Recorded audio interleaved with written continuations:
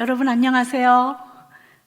방송을 통해서 여러분들에게 인사를 나누게 된 이영희 교수입니다. 오늘 여러분들과 같이 제가 준비한 강의는 유아 발달과 비대면 교육의 효과적인 방법 배우기 강의인데요. 지금 여러분들도 아시다시피 저는 지금 이 강단에 혼자 서 있어요. 앞에 그 강의를 들으시는 분들이 쫙 앉아 계시면은 저는 강의를 하면서 여러분들의 표정을 통해서 저분이 지금 무엇을 원하고 계시는구나, 내가 강의하고 있는 이 부분에 이해를 좀 못하고 계시네, 또 여러분들의 눈표정이나 반응을 통해서 제가 어떤 강의가 필요한지를 이렇게 끌고 나가야 되는데 지금 제 앞에는 카메라가 있고요. 그냥 저는 일방적인 강의를 하게 되는 것 같아서 좀 아쉬움은 있어요. 제 강의에서 저는 많은 질문을 받기를 원하고, 그리고 여러분들이 정작 궁금한 점들이 그 질문을 통해서 또 제 답변을 통해서 해결이 돼야 될 텐데 그 점이 좀 아쉽기 때문에 제 강의를 마치고 나면 여러분들이 개인적으로 저에게 질문을 문자를 통해서든지 SNS를 통해서 질문을 해주시면 제가 아는 범위에서 포괄적으로 더 풍부하게 답변을 해드리도록 하겠습니다. 오늘 제 강의 진행은 전체 뭘 하는 건지, 어떤 내용을 하는 건지 여러분들 다 강의안을 갖고 계시다니까 전체를 한번 먼저 개요를 보고 시작하도록 할게요. 지금 우리의 현실이 그 유아, 유치, 미취학 어린이들에게 면역력이 제일 약한 그런 아동들을 들고 있기 때문에 대면 교육이 상당히 어려운, 어느 부서보다도 어려운 그러한 상황에 놓여 있죠. 이 상황을 우리가 이번 성경학교 때 어떻게 풀어나가면 좀 더 그래도 도전적이고 발전적인 교육을 할 수 있을까 하는 것을 제가 짚어드릴 거고요. 그 다음에 큰 주제별로 셋을 나눴는데요. 맨 처음에는 유아 발달과 교회 교육에 관해서 여러분들에게 설명을 해드리려고 해요. 이거는 제가 현장에서 경험한 그러한 여러 가지 사례들을 통해서 여러분들과 같이 공감하는 부분도 있을 거라고 생각을 합니다. 그 다음에 이제 두 번째가 유아의 비대면 이번 성경학교 운영, 준비, 진행, 마무리, 평가까지 여러분께 다뤄드리려고 합니다. 그리고 혹시 시간이 좀 되면, 남게 되면 0세에서부터 7살까지 교사와 부모라면 반드시 알아야 할 성경의 오를라 교육법, 이거는 미취학 어린이들을 위한 성경의 율법인데요. 이 오를라 교육법까지 여러분들에게 소개해드리려고 준비는 했는데 강의 안에는 있을 거예요. 근데 제가 강의 진행해 가면서 진도를 보고 마지막 3부까지는 진행이 해볼 수 있도록 해보겠습니다. 오늘 주제 유아 발달과 비대면 교육의 효과적인 방법 배우기. 유아라고 하면 태어나서 0세에서부터 7살까지, 1살부터 7살까지를 주로 우리가 유아라고 이렇게 말을 하죠.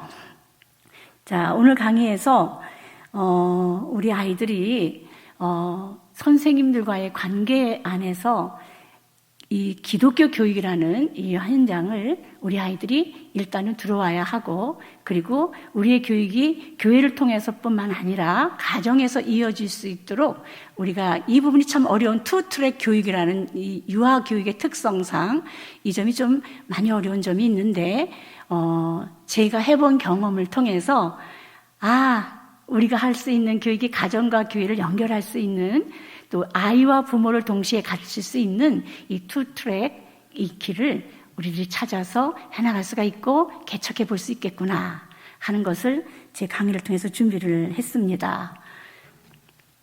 2번 페이지 주세요. 우리가 오늘은 이 말씀을 다 같이 한번 읽어보도록 하겠습니다. 이 말씀을 우리 한번 선포하겠습니다. 또 이 산에서 모든 민족의 얼굴을 가린 가리개와 열방 위에 덮인 덮개를 제하시며 사망을 영원히 멸하실 것이라. 주 여호와께서 모든 얼굴에서 눈물을 씻기시며 자기 백성의 수치를 온 천하에서 제하시리라. 여호와께서 이같이 말씀하셨느니라. 이번 여름 성경학교 통해서 모든 민족의 얼굴을 가린 가리개와 열방에 덮인 이 덮개를 제해 주시기를 바라고, 자기 백성의 수치를 온 천하에서 제하시는 이번 여름 성경학교 성회가 되기를 이 말씀으로 우리 축복하고 선포합니다. 3번 열어주세요. 네, 제 오늘 강의는요, 이 0세에서부터 7세라는 굉장히 그 넓은 발달을 가지고 있는 아이들에게 제가 1시간 정도로 강의를 하는 것은 그저 여러분들에게 조금 맛보기식 같은 강의로 끝날 것 같아요. 그래서 여러분들에게 제가 참고한 책, 그리고 여러분들에게 도움이 되는 책 몇 권을 여러분들에게 소개를 드리는 서적입니다. 이런 책들을 여러분들이 참고하시면 참 많은 도움이 될 거예요. 제가 쓴 책인데요. 제가 24살부터 영유아 유치부 미취학 어린이들을 교육하면서 한 지금 50년 가까이, 50년은 안 됐죠. 예. 40년 정도 이 교육에 몰입을 하면서 제가 깨달은 거는요, 이 발달 스테이지라는 거는요, 하나님께서 그 발달 과업을 어느 나라에 태어나는 아기든지 이 발달은 참 똑같구나. 아프리카 아이라고 해서 그 아이들이 12개월에 태어나는 것도 아니고요. 제가 이스라엘에 가서 보니까 이스라엘 아이들은 이스라엘에 태어났기 때문에 이스라엘 교육을 통해서 이스라엘인이 되는 것이지 세계 어디에나 그 발달 과업은 차이가 없더라고요. 하나님께서 이렇게 심어 놓으셨구나. 그래서 나라 안팎의 유아 아이들의 발달을 공부하고 연구하면서 저술한 책이에요. 이 책에는 예배에 대해서, 교육에 대해서, 그리고 미취학 어린아이들 교회 교육에서 운영 행정들을 소개한 책들입니다. 이런 책들을 여러분들이 좀 더 참조하시면 많은 여러분들의 여기서 정보를 얻을 수 있는 책이 됩니다. 5페이지로 그냥 넘어가겠습니다.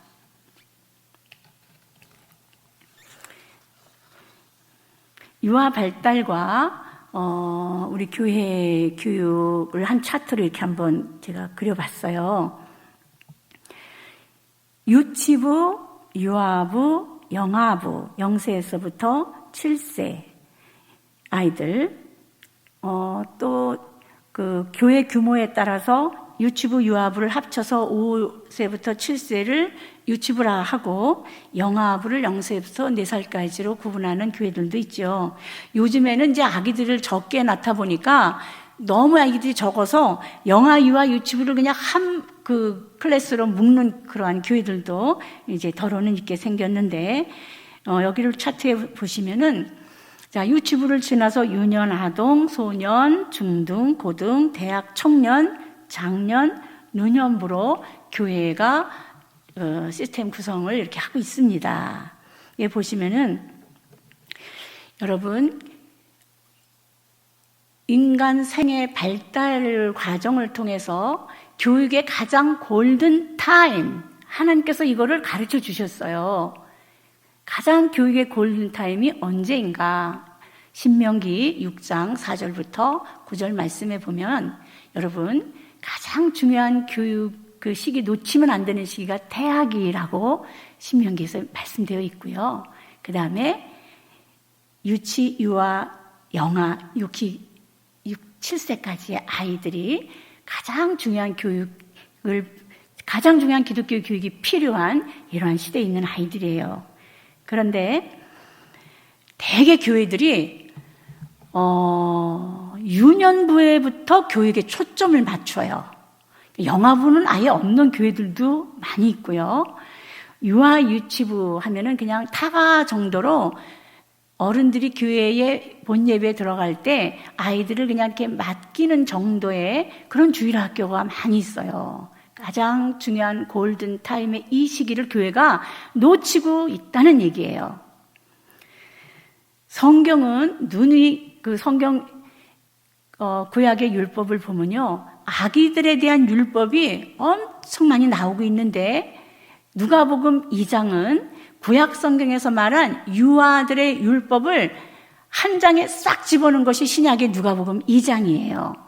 거기에 보면 예수님께서 33살까지 성장할 때의 기록이 있는데 초점이 어디에 맞춰 있느냐 하면 12살까지 예수님의 교육의 자세한 목록들이 누가복음 2장에 나오는데 그중에서 3살, 4살, 5살 성경의 율법에서 가장 중요하다고 하는 이 시기의 교육을 놓치지 말라는 것을 누가복음 2장에서 예수님을 통해서 보여주는 그러한 장면입니다. 그런데 우리가 이 중요한 부분을 한국교회가 놓치고 있다는 거예요. 왜냐? 왜 이것이 중요하냐? 하나님의 말씀 때문에 중요하기도 하지만 자 보세요. 영아, 유아, 유치, 특히 영아부는요, 아기들을 이제 부모가 데리고 오잖아요. 영아부에는 이제 부모님들이 아기들하고 같이 예배를 드려요. 그러면 영아부라는 것, 유아부라는 것은 교회의 헐이나 마찬가지예요. 20대, 30대 아기들을 낳은 세대들, 가임 연령에 있는 20대, 30대 교회의 가장 젊은 층들이 영아, 유아, 유치의 부모들이란 말이에요. 그 영아, 유아, 유치의 부모님들을 놓치게 되면 한국교회에 미래가 없는 거예요. 젊은이들이 없어진다고요. 가장 아기들을 출산해서 아기를 어떻게 길러야 할지 부모들은 신앙으로 잘 길러보고 싶은 열정을 가지고 있는데 교회들이 이 시기를 놓치면 안 돼요. 그런데 많은 교회들이 유년부 되어야 뭘 제대로 시스템을 가지고 교육하는 걸로 생각하고 있는데 영아, 유아, 유치는 교회의 헐이다. 여러분, 건물을 지을 때 보시면 알겠지만 기초공사가 제일 중요한 거예요. 저희 집, 살고 있는 집 앞에 큰 아파트 단지가 들어서는데요. 포크레인이 맨날 땅만 파는 거예요. 1년 이상을. 건물이 올라오지를 않아요. 그런데 이제 1년이 지나서 이제 건물이 올라가는데 그거는 순식간에 올라가서 20층, 30층을 금방 짓더라고요. 땅을 파고 기초를 놓는데 가장 많은 시간을 들이더라고요. 인생도 마찬가지예요. 사람도 기초공사를 잘 해야 부실공사가 되지 않아야 건강한 인간이 될 수 있는데 교회도 마찬가지인 거예요. 교회에서 가장 중요한 교회의 허리, 영아, 유아, 유치부가 이렇게 중요해서 자 차트에 보시면 곧장 어디하고 연결이 되냐면 영아, 유아, 유치는요 장년부하고 연결이 되는 거예요. 20대, 30대의 어린 아기들을 데리고 있는 부모님들. 그래서 이 시기를 교육의 골든타임이라 이렇게 말할 수 있어요. 자, 6번. 그런데 이 미취학 어린이들에겐 학습 능력이 없다고 말할 수 있죠. 4가지 학습 능력이 없어요. 하나는 복습 능력이 없다. 전달 능력이 없다. 지속, 적용 능력이 없어요. 없다는 이 말은 뭐냐면 누군가가 옆에서 이 아이들의 울타리가 되어줘야 되고 이끌어줄 사람이 있어야 된다는 얘기예요.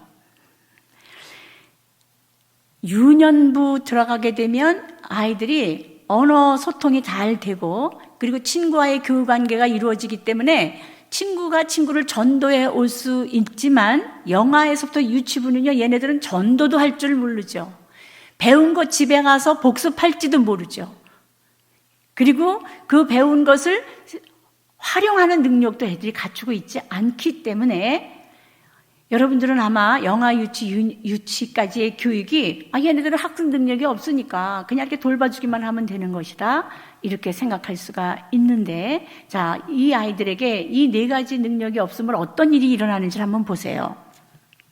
제가 이와 아이들을 가르칠 때에 그 공과에 있는 그 주제가 담대하라 그런 주제였었어요. 그래서 아이들에게 몇 번 따라하기를 시켰어요. 담대하라. 강하고 담대하라. 그리고 제가 설교를 했거든요. 그랬는데 설교 마치고 나서 6살 된 남자아이가 저한테 오더니 선생님 질문 있어요. 그래요. 그래서 질문을 해봐라. 그랬더니 선생님의 자꾸만 담배하라. 왜 자꾸 그러시는 거예요? 그러는 거라서 내가 언제? 그랬더니 아까 전에 설교할 때 자꾸 담배 피라고 했잖아요. 그러는 거예요. 이 아이는 아버지가 담배를 이렇게 좀 많이 피우시는데 엄마가 집에서 담배 끊으라는 얘기를 많이 하니까 그걸 들었던 아이예요. 유아 아이들은 어떤 단어를 접할 때 자기가 아는 걸로 해석을 하는 경우가 많이 있어요.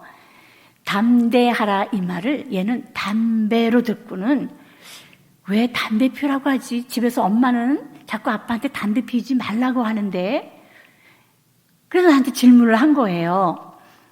제가 설교를 하고 나면 꼭 아이들한테 이렇게 말했거든요.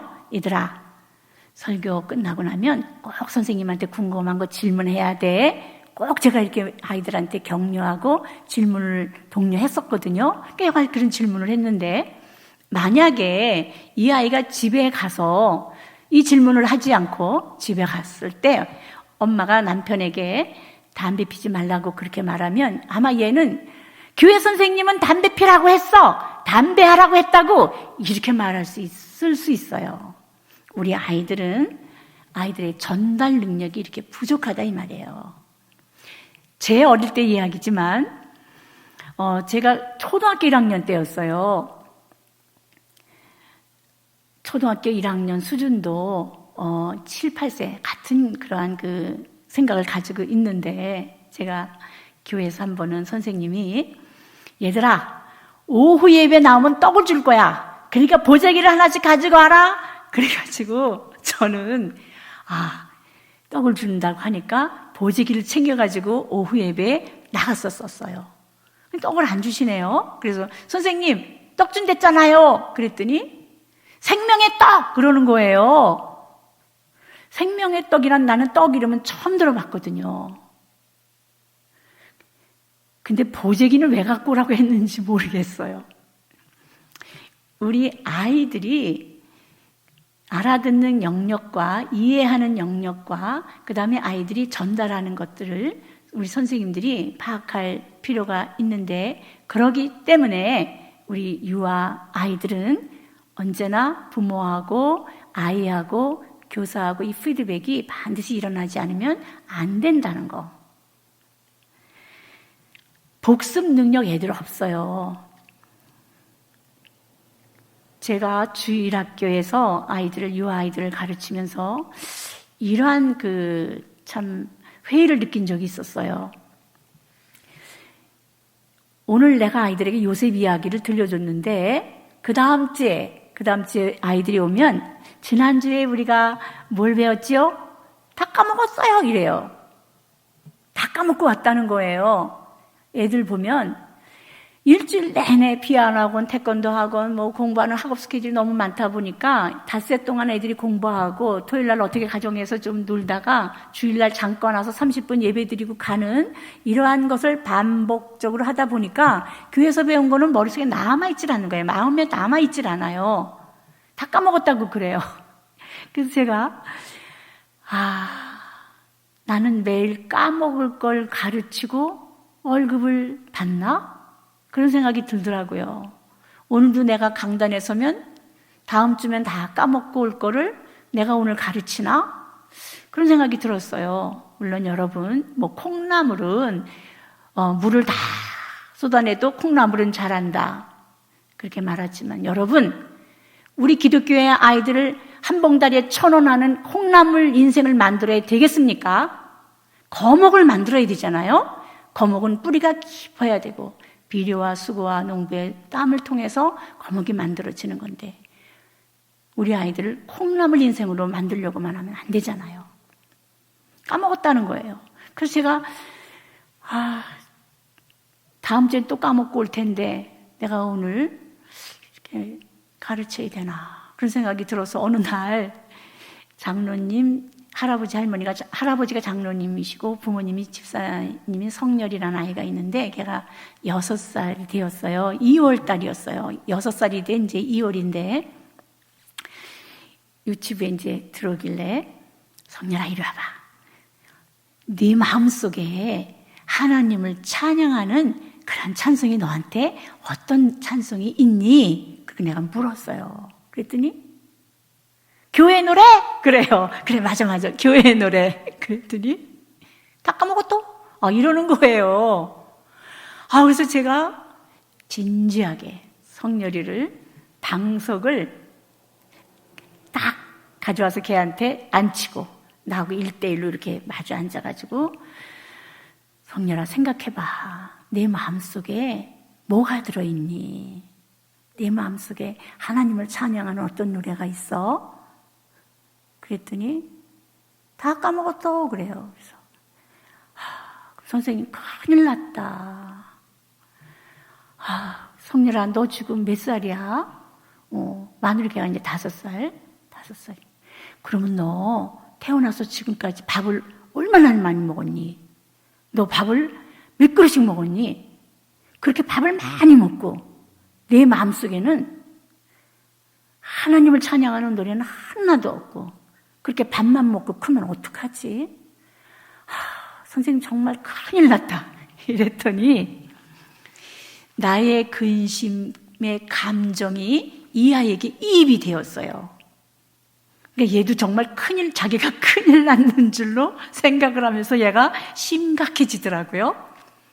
고개를 갑자기 푹 숙이고 얘가 한 30초인가 1분 정도 이렇게 지났는데 고개를 번쩍 들더니 그때가 2월이었는데요.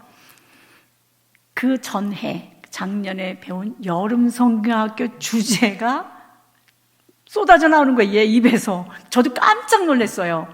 아니, 지난주에 배운 것도 아니고 벌써 한 8개월 지난 작년 여름 성경학교 때 주제가 얘 마음속에 있었던 거예요. 여러분, 우리 유아 아이들은요, 또 하고 반복을 해야 이 마음속에 뿌리가 내려요. 매주일마다 오늘은 이거 하고 내일 저거 하고 요새 가르치고 아브라함 가르치고 모세 가르치고 많이 가르쳐 봤자 여러분, 그것은 얕은 그 땅에 씨 던져가지고 그냥 타 죽고 마는, 마음에 깊이 심겨져야 되는데 그러려면요 복습을 반드시 해야 되거든요. 근데 우리 아이들이 학습 능력 사무 중에 하나가 뭐냐면 얘네들은 복습 능력이 없다는 거. 누군가 집에서 리바이벌을 해줘야만 해요. 그렇기 때문에 영아, 유아, 유치는 부모하고 반드시 연결이 돼야 되는데 대부분의 우리 한국 교회가 부모들은 아이를 그냥 맡기는 곳, 맡겨놓고 부모님은 부모님대로 신앙생활 잘하면 그 신앙생활 영향이 우리 아이에게 미쳐지지 않겠느냐. 그렇지 않아요. 같이 배워야만 아이하고 애가 뭘 배웠는지, 애가 오늘 뭘 집에 와서 해야 되는지를 알아야 된단 말이에요. 그렇기 때문에 제가 원하는 거는, 제가 여러분들에게 권면하는 거는 영아부나 유아부나 유치부나 부모의 간접 교육이 반드시 들어와야 한다는 거. 근데 지금 너무나도 잘 돼 있잖아요. SNS, 카톡. 부모 교육을 잘할 수 있는 시스템이, 정보화 시스템이 잘 되어 있단 말이에요. 이걸 우리가 활용만 잘하면.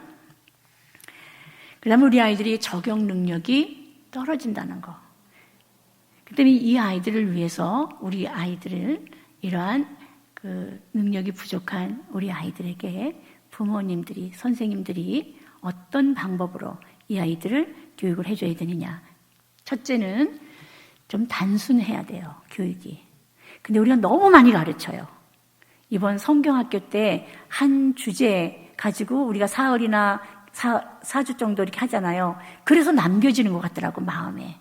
한 주제를 가지고 계속해서 이틀, 3일을 반복하기 때문에 이러한 교육이 이루어져야 되고, 이 여름 성경학교를 그래서 놓치면 안 된다는 생각을 갖습니다. 자, 7번 보겠습니다. 영아, 유아, 유치, 유아 발달기에 가장 중요한 교육은 뭐냐? 우리 아이들에게 이 세상에 태어나서 이 세상을 살려면, 얘들아, 세상에서는 해야 할 게 딱 2가지 있다? 절대로 해서는 안 되는 게 8가지 있어. 그걸 반드시 아이들에게, 마음에 깊이 아이들에게 마음으로 알게 하고 마음에 심어줘야 돼요. 잎사귀 교육, 아브라함, 이삭, 야곱, 성경에 있는 모든 인물들을 갖다가 잎사귀를 딱지딱지 붙여놓는 것도 물론 상식으로서는 필요해요. 그러나 발달 과정 속에서 신체, 지적인 능력, 감성, 정서, 아이들이 자라는 도덕 발달, 영적인 발달, 그 발달 과정 속에서 가장 중요한 건 아까 말했지만 기초가 중요하다 그랬잖아요. 기초. 근데 영유아 유치 이 시기에는 어떤 사람으로 살아가야 되는지 애들은 철학적으로 모를 수 있다고 생각하지만 그렇지 않습니다. 여러분, 겨우 말을 할 줄 아는 3살 아이가 엄마, 나 어디서 나왔어? 이러고 물어요. 그러면 옛날에 어른들은 다리 밑에서 주워왔지? 이래 말했단 말이에요. 여러분, 내 존재가 어디로부터 왔는가? 이러한 철학적인 심오한 질문을 누가 가르쳐주지 않았는데도 유아 아이들이 자기 존재에 대한 물음을 해요. 엄마, 나 어디서 나왔어? 우리 아이들이 말로 표현하고 그리고 그것을 구상할 수 있는 능력은 부족하지만 아이들의 심성, 영적인 존재이기 때문에 하나님의 말씀 안에서 내가 어떤 사람으로 살아가야 되는지 이 세상을 살면서 내가 꼭 해야 되는 건 2가지 있구나. 이거는 절대로 해서는 안 되는 것이 8가지 있구나. 이 생활 법칙, 하나님께서 주신 신앙 생활의 가장 기본적인 기초 학습을 우리 영유아 유치 아이들에게 반드시 줘야 되는데 이런 교과가 없어요. 여러분 성경학교 때 이런 주제를 가지고 우리 합동교단에서 7년 한 번 사이클로 돌아가면서 이 교재를 십계명으로 가르치는 교재가 우리 합동교단에도 있습니다. 근데 7년에 한 번씩 이렇게 돌아와서 좀 아쉽기는 해요. 그래서 2가지 해야 되는 것. to, do, ain't, no. 이게 어디에 있냐면 십계명에 있는 거예요. 여러분 이번 여름 성경학교 때 이 주제는 물론 다루지 않겠지만은 여러분 유아 유치 교실에는 반드시 십계명을 반드시 걸어놔야 되고 아이들에게 항상 해서는 안 되는 거, 해야 하는 거, 이 2가지를 가르치는 것은 핵심 요소예요. 이걸 반드시 영아 유치 유년 아이들에게 심어줘야만 성화의 길로 우리 아이들이 가고 세상 것과 하나님의 것을 구별할 줄 아는 기초 능력이 아이들에게 형성이 되는 거예요. 8페이지. 자, 그럼 이제 우리가 발달에서 본 0세에서부터 7세 아동의 특징에 대해서 한번 보도록 하겠습니다. 우리가 누가복음 2장 40절 말씀 함께 같이 읽도록 해요. 아기가 자라며 강하여지고 지혜가 충만하며 하나님의 은혜가 그 위에 있더라. Nurturing soul이라고 하죠. 우리 아이들의 발달을 성경이 이렇게 체계적으로 말씀하고 있어요. 자란다, 신체 발달. 영아, 유아, 유치기에 가장 중요한 것이 신체 발달이죠. 그래서 우리 아이들을 지도하시는 선생님은 우리 아이들의 발달 중에서 건강하게 잘 자라고 있는지를 늘 체크하셔야 합니다. 언제 이가 나는지 우리 아이들에게 언제 우리 아이들이 예방주사를 맞는 적정 기간이 언제인지 이런 것들은 선생님들이 그 상식적으로 아셔야 될 필요가 있죠. 그건 정보가 다 있으니까 여러분들이 참고하시면 되고요. 아기가 자라며 예수님의 40일 됐을 때 예수님의 성장을 이렇게 기록한 거예요. 신체 강하여지고 이 말은 뭐냐면 정서 발달에 속하는 건데 여러분 어린 아기들이 3살까지 아이들에게 그 감정 표현이 좀 부족하지만 가장 먼저 발달하는 정서가 뭐냐면 공포의 정서예요. 공포는요, 엄마 뱃속에서 있을 때부터 이 공포라는 정서는 이미 벌써 지각되고 있어요. 왜냐하면 우리 두뇌가 기억을 관장하는 헤마라고 하는 그 작은 그 아몬드 씨알만치 아주 작은 그런 크지 않은 그런 해마가 전두엽에 있는데 이것이 기억을 간장하는 그러한 그 기능을 한대요. 그런데 이 해마 곁에 아주 작은 편도체라고 하는 그러한 그 핵이 있는데 이것이 바로 공포를 인지해 준다고 해요. 그러니까 우리 아이들이 어떤 기쁨의 감정이라든지 어떤 때 기뻐해야 되는지 어떤 때 슬퍼해야 되는지 이런 감정이 미숙하지만 가장 기본적으로 느끼는 것은 편도체에서 느껴지게 하게 만드는 이 공포의 정서를 아이들이 가지고 있어서 영아, 유아, 유치 때는 가장 아이들이 공포로부터 불안, 엄마하고 헤어지면 불안해하고 혼자 있으면 무서워하고 이러한 생존 욕구에 달려있는 공포를 인지한다 이 말이에요. 그런데 오늘 성경에 보면 아기가 자라며 강하여지고 그랬어요. 예수님의 40일 된 아기에게서 강하여졌다. 정서 발달을 말하고 있는 건데 우리 영아, 유아, 유치 아이들이 교회 와서도 엄마하고 떨어질 때 제일 불안해하고 애들이 막 울고 하잖아요. 그 정서, 영역 속에서 애기들이 강하지 못하기 때문인 거예요. 예수님은 어릴 때 이미 40일 되었을 때 애기가 정서적으로 강하여지고 의지적으로 강하여지고 공포로부터 자유할 수 있었다는 거예요. 요거는요 어떻게 하면 되느냐면 우리 아이들이 성경의 이야기를 들려줄 때 성경에 보면은 뭐 마귀 귀신의 얘기, 사탄의 이야기도 있고 좀 무서운 그러한 스토리들도 이렇게 있어요. 유아 아이들 4살, 5살 아이들에게 그 성경에서 그 예수님이 귀신을 쫓아내고 그리고 악령을 물리치고 그러한 그 장면을 설교를 애들한테 들려줬더니 집에서 아이가 악몽을 꾼 거예요. 무서운 꿈을. 그 꿈에 시달리더라고. 그래서 그 아이들에게는 정서적으로 기본적으로 그 무서워하는 그러한 그 정서를 가지고 있는데 뭐냐면 애들이 왜 귀신을 무서워할까? 왜 애들이 어두우면 귀신 나올까봐 왜 두려워할까? 우리나라는 전체가요, 복음이 들어오기 전에 뭐 달걀 귀신, 몽달 귀신은 그냥 무슨 귀신들이 그렇게 많았었어요. 지금 십자가가 이렇게 온 전국 방방곡곡에 십자가가 들어오고 예수의 복음이 들어와가지고 귀신들이 다 어디로 달아나는지 없잖아요. 그런데도 우리의 암암리에 우리의 영적인 깊은 내면 속에는 두려움, 공포, 귀신에 대한 그런 공포를 가지고 있더라고요. 우리 민족에게.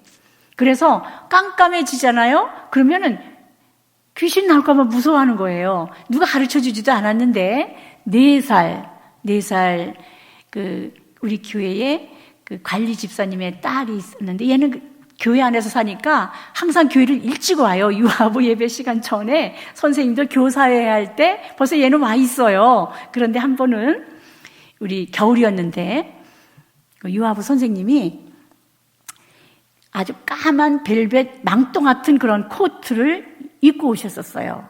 그런데 그 선생님이 유아부실 문을 열고 들어오는 순간 제가 지금 이름을 기억을 못하는데 우리 관리 집사님 딸 4살 된 애가 귀신이다! 이러고 내가 놀래가지고 이 강대상 속으로 와서 여기 가서 숨는 거예요. 왜 검은 물체를 보면 어두움을 보면 애들은 먼저 귀신을 생각하고 공포에 떨을까? 근데 제가 이스라엘에서 아이들을 보면서 우리하고 다른 정서를 가지고 있구나 하는 것을 본 게 뭐냐면 어린 애기가 강하여진다. 의지적으로 강하여지고 두려움, 그런 무서움 이런 것으로부터 자유하는 것이 자장가에 있더라고요. 그 유대인 애기들은요 밤에 이제 혼자 이렇게 방에서 재우는데 깜깜한 밤에 아이가 혼자서 잔다고 하면 우리 아이들은 무서워, 엄마 무서워 하고 벽에 들고 엄마 아빠 방에 이렇게 쏙 들어오거든요. 무섭다는 거예요, 아이들이. 무서움의 공포의 정서를 가지고 있어요. 그런데 그 유대인의 자장가를 보니까 아가, 내 오른편에는 미카엘 천사가, 내 좌편에는 가브리엘 천사가, 내 뒤에는 라파엘 천사가, 내 앞에는 그리고 내 머리 위에서는 하나님의 빛이 너를 지키고 있단다. 그러니까 온 사방군대가 이 천사야, 천사.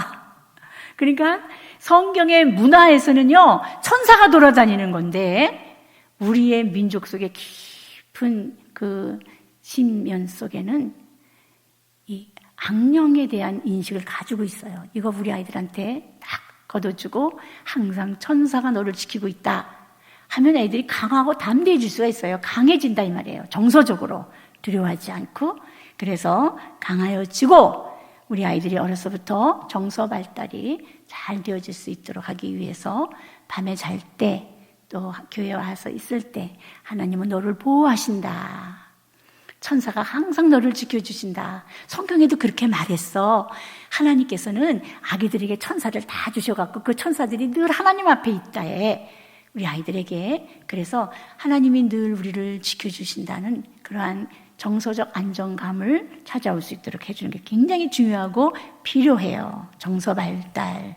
우리 아이들이 먼저 신체 발달과 함께 4살 무렵까지는 정서 발달이 더 아이들에게 감성적이고 감정적이고 그래서 창의적이고 우뇌가 발달한 이 시기잖아요. 그런데 선생님들과 우리 부모님들은 인지적인 머리를 가지고 우리 아이들을 가르쳐요.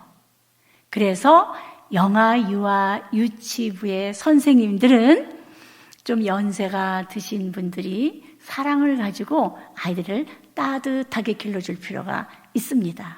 그래서 영아, 유아, 유치부에는 테크닉을 잘할 수 있는 젊은 선생님들도 필요하지만 좀 연세가 드셔서 아이들을 따뜻하게 보듬어 줄 수 있는 정서 발달기에 있는 아이들에게 그러한 교육을 할 수 있는 교육자들이 이 속에 들어와야 되는 거예요. 그래서 예수님이 40일 됐을 때 예루살렘 성전에 갔을 때 누구를 만나죠? 안나와 시몬 할아버지 할머니를 만났다. 이런 기록이 나오는 거예요. 그리고 나서 지혜가 충만하며 요거는 이제 인지 발달과 함께 감성 같이 병합된 것이 지혜인 거예요. 근데 우리는 이 순서를 항상 이렇게 거꾸로 하려고 그래요. 먼저 아이들에게 지적인 발달, 인지 발달의 교육에 초점을 맞추려고 해서 12개월 미만인 아기들 벌써 영어 학습지가 나오고 있단 말이에요. 자, 발달 순서를 잘 보시고 정서, 우뇌 발달이 인지 발달로 교체되는 그러한 그 시기가 이제 5살, 4살 후반기로 접어드는 그 무렵이잖아요. 이때 이제 정서 발달과 인지 발달이 같이 병합이 되는 이 시기 때 지혜가 충만해지는 시기라는 거예요. 여러분, 성경에 보면은 아기가 언제부터 지혜가 충만해질 수 있나요? 퀴즈를 묻는다면 40일. 아기 태어나서 40일 됐을 때. 자, 이렇게 신체, 정서, 인지 발달이 하나님의 은혜 안에서 자랐다 이 말이에요. 하나님의 은혜가 그 위에 있더라. 그래서 하나님의 은혜 안에 들어오기 위해서 영아유아 유치부가 반드시 필요한 거지요. 자, 이것이 누가복음 2장 40절에서 신체, 정서, 인지, 그 다음에 도덕 발달까지 연결되는 발달 과정인데 누가복음 2장 52절에 보면 이 발달 단계가 이렇게 바뀌어요. 12살부터. 청소년기에 접어들면서. 자, 보세요. 예수는 지혜와 키가 자라가며 하나님과 사람에게 더욱 사랑스러워 가시더라. 자, 바뀌죠. 지혜가 앞으로 나오잖아요. 그렇죠? 지혜가 나오고 뒤에 키가 자라고 그 다음에 이제 사회성 발달이 하나님과 사람에게 더욱 사랑스러워 갔다. 저는 오늘 청소년기까지는 다루지 않기 때문에 넘어가도록 하겠습니다. 9번 같이 봐요. 하나님은 엄마의 사랑을 통해서 아이의 능력이 자라게 하십니다. 사랑을 통해서. 그래서 영아, 유아, 유치기는 가장 중요한 이 시기 때는 모든 일에 아이들의 실수를 선생님들은 용납해 줘야 되고 우리 아이들이 하는 실수에 대해서 그리고 사랑으로 많이 애들을 스킨십하면서 그냥 쓰다듬은 것만 주는 게 아니라 사랑의 언어, 사랑의 말을 그렇지 그래도 굉장히 놀랬었구나. 사랑의 언어로 아이들을 많이 쓰다듬어 줘야 되는데 성경에 보면 그 장면을 우리에게 가르쳐 주더라고요. 누가복음 2장 40절에도 있지만 사무엘상 3장 1절부터 10절에 보면은 여러분 엘리는 자기 자녀를 불량배로 키운 그러한 아버지라는 평가를 받지만 사무엘이라는 위대한 인물을 길러낸 위대한 선생으로서는 훌륭한 그런 학자라고 볼 수가 있어요. 어느 날 사무엘이 하나님의 성막에서 잠을 자는데 사무엘을 부르는 소리를 들은 거예요. 그래서 사무엘은 선생님이 부르는 줄 알고 그날 밤에 3번이나 선생님께 부르셨나요? 내가 여기 있습니다 하고 달려갔다는 기록이 있어요. 여러분, 사람이 밤에 이렇게 이제 숙면을 하고 잠을 자는데 전화벨 소리가 울리든가 아기가 울면은요, 참 굉장히 짜증스러워요. 그래서 영아부위와 엄마들은 늘 잠이 부족해요. 아기들 밤에 재우느라고 밤에 자자가지고 아기가 뭐 젖달라고 하고 울고 보채기 때문에 늘 숙면이 부족한데, 자 보세요. 아기가 울면 누가 일어나서 젖 먹이나요? 남편이 하나요? 모른 척하고 자잖아요. 밤에 자는데 굉장히 이 짜증스러울 수가 있어요. 그런데 글쎄 그 밤에 3번이나 사무엘이 엘리를 따라가서 자는 엘리를 잘만 하면 또 깨우고 와서 잘만 하면 또 깨우고 나를 부르셨냐고. 그런데 엘리가 한 번도 사무엘에게 호통을 치지 않고 아들아 내가 너를 부르지 않았으니까 가서 자거라. 만약에 엘리가 야단을 쳤더라면 사무엘이 용기가 안 나고 무서워서 아마 찾아가지 못했었을 것 같아요. 엘리는 그렇게 온유함과 인자함으로 사무엘을 양육했던 선생님이었어요. 그래 이제 나중에 이제 엘리가 눈치를 채고 하나님이 부르는 것 같으니까 이렇게 네가 대답을 해라 가르쳐 주잖아요. 어린 사무엘이 하나님의 음성을 들을 수 있도록 인도해주고 가르쳐준 사람이 엘리라는 선생님이 있었어요. 온유함과 인내함을 가지고 있는 그런 선생님이었죠. 근데 여기서 더 놀라운 장면은 하나님이에요. 여러분, 하나님 본래의 목소리로 천둥과 우레와 번개와 하나님 항상 나타나실 때는 천둥과 우레를 동반해서 나오시거든요. 그런데 어린 사무엘을 부르실 때 엘리의 목소리로 사무엘을 불렀던 것 같아요. 사무엘이 놀랄까 봐 낯선 목소리로 우르릉 쾅쾅 뭐 이래가면서 사무엘을 불렀더라면 얘가 얼마나 놀랬겠어요, 어린애가. 우리 하나님은 어린아이 하나를 깨우는데도 아이가 무서워하고 놀랄까 봐 늘 들어오던 친숙한 목소리, 선생님의 목소리로 사무엘을 부르지 않으셨는가. 하나님도 어린아이 하나를 공포와 두려움으로 아이를 무서움에 떨지 않도록. 여러분, 영아유아 유치부 어린아이들은요 교회에 와서 선생님을 통해서나 우리가 그래서 옷도 참 조심하게 입어야 된다는 얘기. 멋있는 벨벳의 까만 의상이 얼마나 멋있어요. 애기들에게는 밝고 따뜻한. 그래서 제가 유아부 선생님들한테 겨울에 가죽옷은 가능하면 입고 오지 마세요. 제가 이렇게 광고를 할 때도 있어요.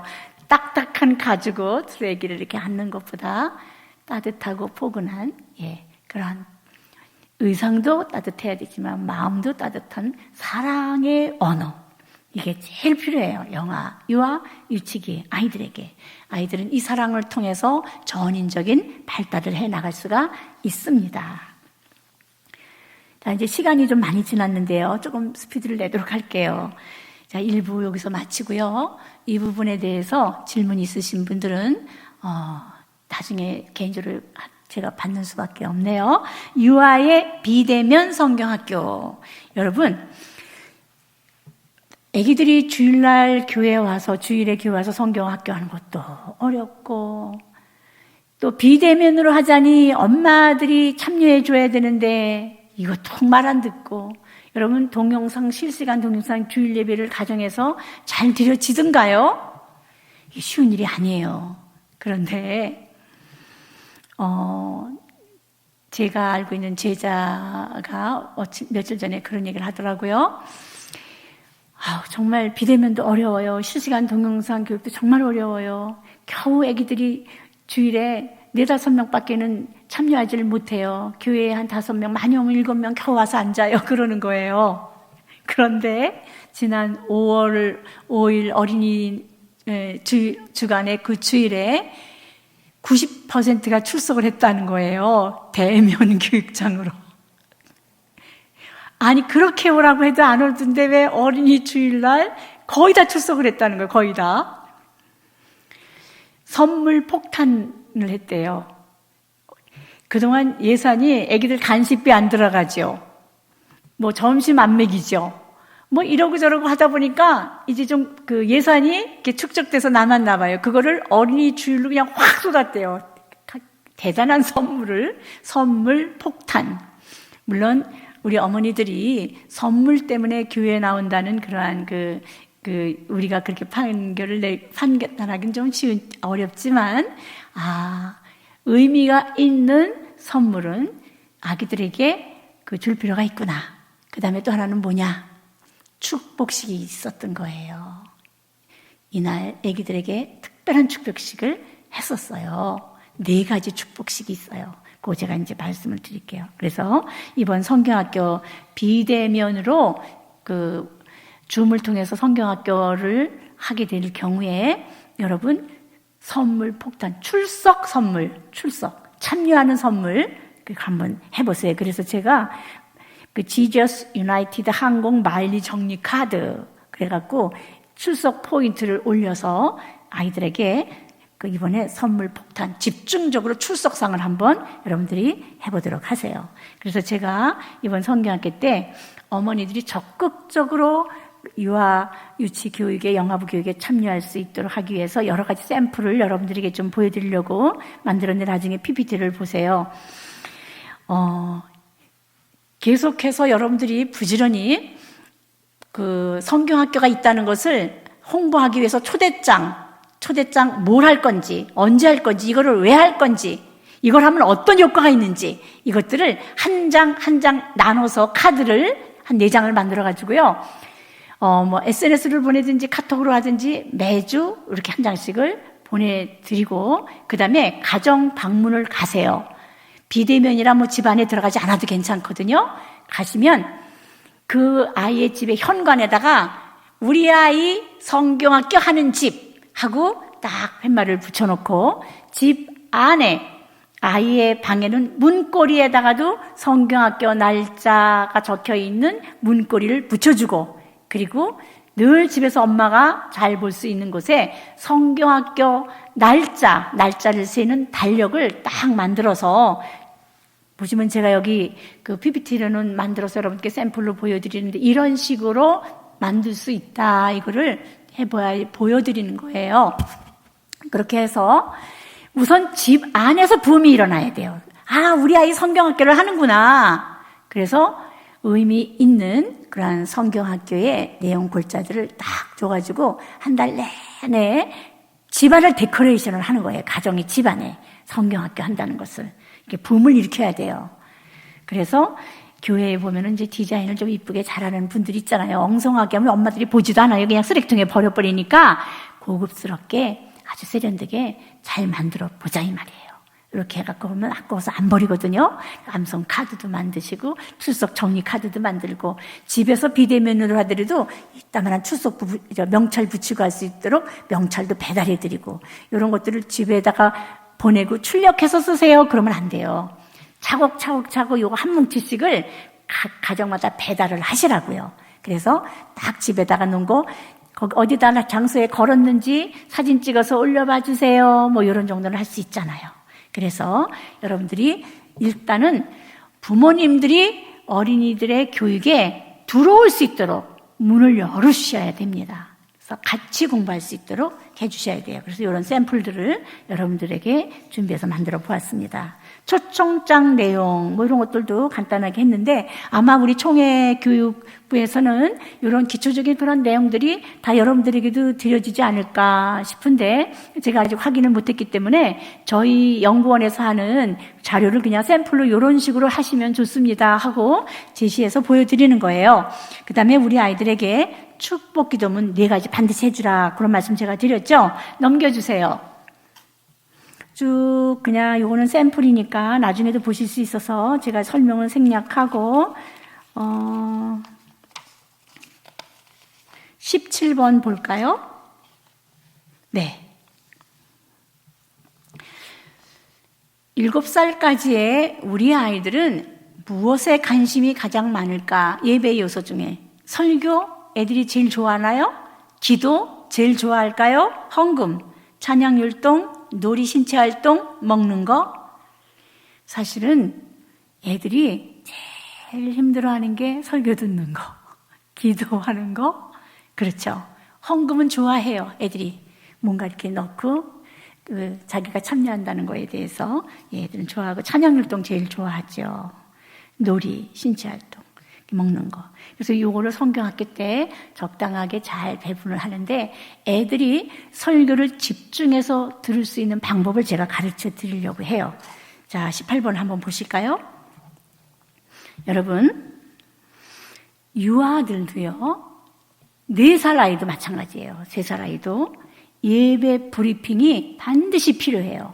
여러분, 유아 아이들 주보 여러분들 만드시나요? 주보 있어야 돼요. 유아 브리핑이 반드시, 예배에 대한 사전 브리핑이 반드시 필요하다. 만약에 여러분들이 뭐 알래스카나 어디 하다못해 제주도를 여행을 간다고 해도 월요일은 어딜 가고 화요일은 어딜 가고 뭘 하고 이런 일정표 없이 여러분들이 비행기 탄다고 생각해봐요. 막막하게 불안해져요. 여러분들이 이거 정말 가는 건가? 이거 뭘 하는 거지? 이거 정말 가서 하는 거 맞아? 애들도 마찬가지예요. 예배 시간에 교회에 와서 예배를 드리는데 그 다음에 뭘 할 건지, 언제 선생님이 설교하고 언제 엄마가 나를 데리고 올 건지 전혀 그런 브리핑이 없이 예배 시간에 예배를 앉혀놓으면요, 애들이 막막하고 불안하니까 자꾸 움직이고 애들이 돌아다니고 지루하게 생각을 해요. 그래서 제가 어떤 방법을 했느냐 하면 제 뒤에, 저 뒤면은 이제 아이들은 뒤를 볼 수 있도록 제 뒤에 좌측면에다가 커다란 시계를 걸어놨어요. 그리고 예배 전에 주보에 있는 내용을 가지고 시계바늘을 제가 가르치면서 시계가 여기에 바늘이, 큰 바늘이, 작은 바늘이 여기에 오면 너희들은 이 시간, 여기서부터 바늘이 여기 올 때까지는 너희들이 조용히 해야 하는 시간이야. 이때는 선생님이 말씀을 가르치고 하나님께 예배를 하는 시간이기 때문에 이 시간은 너희들의 시간이 아니야. 그러니까 바늘이 여기서부터 여기 올 때까지는 너희들이 반듯한 자세로 척추 펴고 조용히 앉아서 들어야 하는 시간이야. 애들한테 가르쳐줘야 돼요. 그 다음에 바늘이, 봐라. 바늘이 여기에서부터 바늘이 이렇게 오잖아. 이때는 너희들이 마음껏 떠들어도 돼. 이때는 너희들이 자유할 수 있는 시간이야. 그리고 엄마 아빠는 언제 너희들을 데리러 오느냐 하면, 자, 바늘이 여기 이렇게 오잖아. 여기 오게 되면 아빠 엄마가 너희들을 데리러 오실 거야. 이거를 예배 시간 전에 반드시 애들한테 브리핑을 해줘야 돼요. 여러분 해보세요. 예배 시간이 정해져요.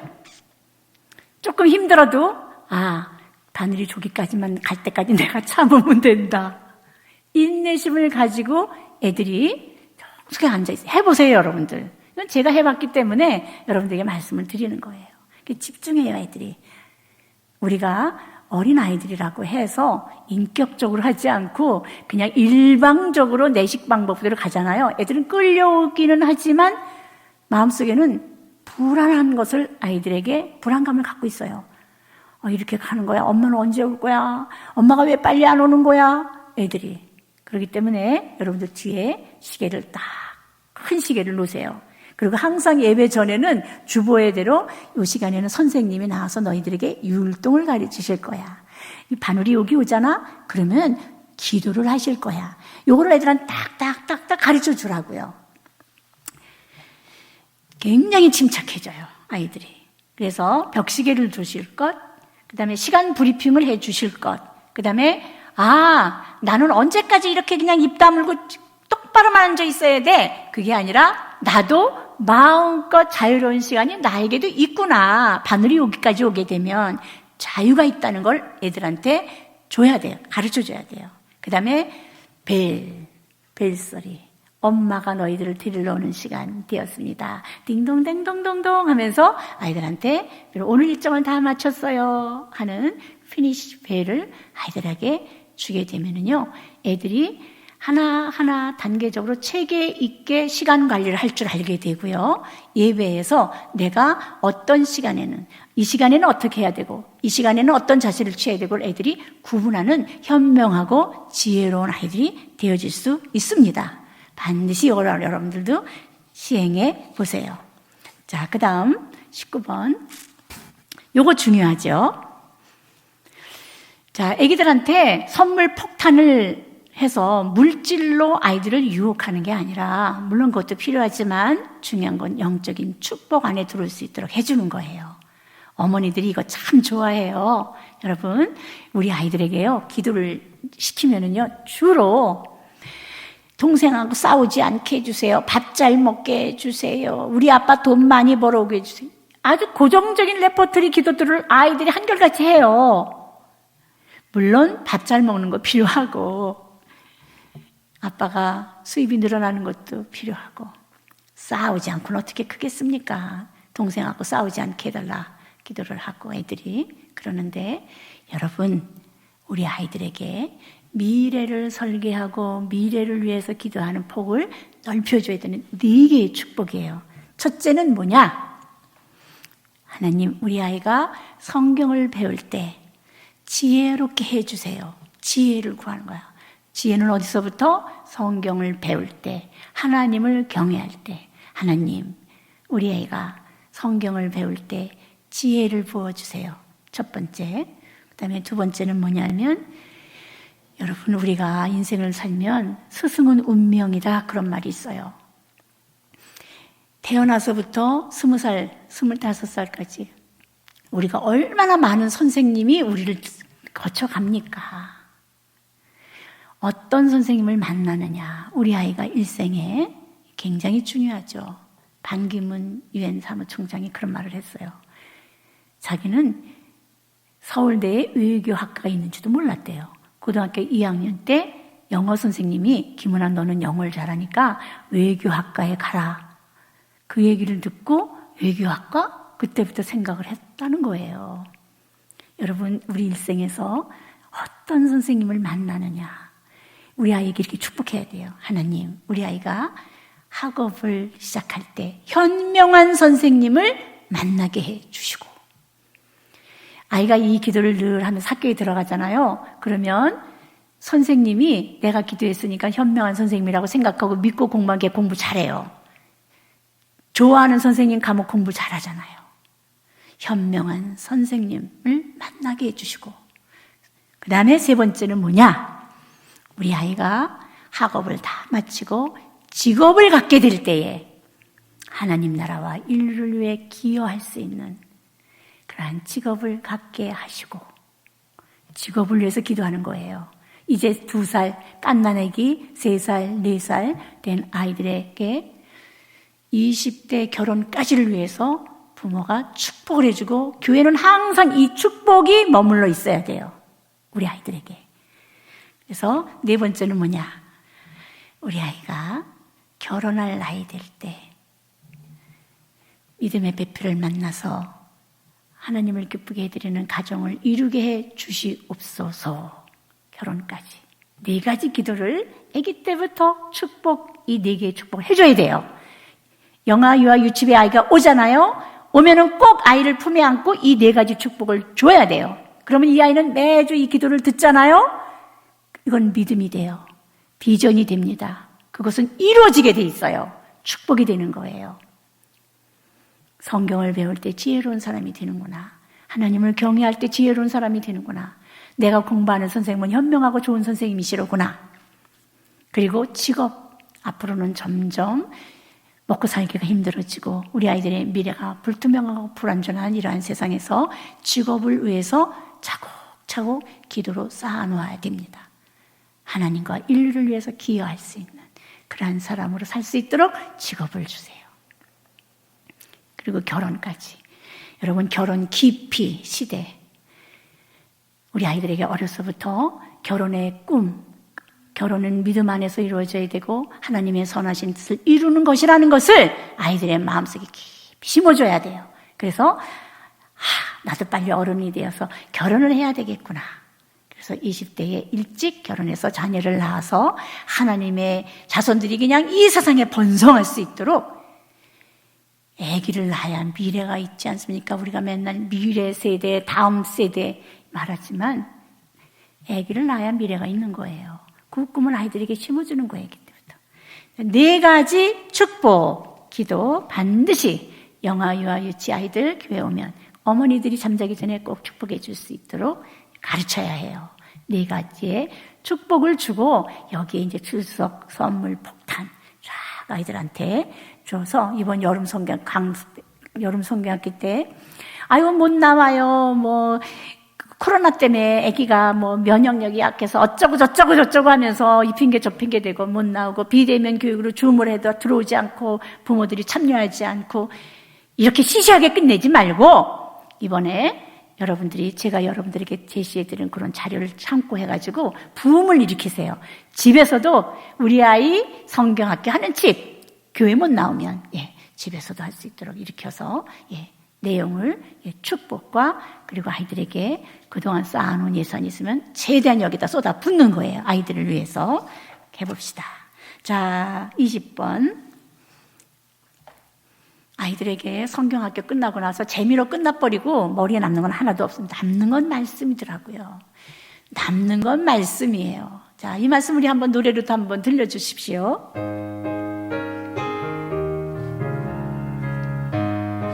하나님 말씀 암송시킬 것. 누구든지 예수를 하나님의 아들이라 신하면 하나님이 그의 안에 거하시고 그도 하나님 안에 거하느니라. 요한일서 4장 15절 말씀. 여러분, 인생에서 저도 살다 보니까 남는 건 말씀이에요. 내 마음속엔 무엇이 들어있느냐? 얘야, 내 마음속에 하나님의 말씀이 들어있니? 내 마음속에 하나님을 찬양하는 노래가 들어있니? 여러분, 노래는요 파장이 있는 그러한 리드미컬한 언어이기 때문에 두뇌에 쇼크를 줘서 편도체 해마에 깊숙이 들어가요. 그래서 영원히 기억에 남게 됩니다. 이번에 아이들에게 성경학교 기간 동안 하나님의 말씀을 노래로 암송할 수 있도록 가르쳐줘서 말씀이 영원히 우리 아이들의 마음에 남겨질 수 있는 그런 성경학교가 되셨으면 좋겠습니다. 시간이 다 되었기 때문에 제가 오를라법 레위기 19장 23절에 있는 말씀은 설명을 드릴 수가 없지만 강의 안에 여러분들에게 드렸으니까 강의 안을 보고 참조해 주시기를 바랍니다. 제 강의를 이걸로 마치도록 하겠습니다. 감사합니다.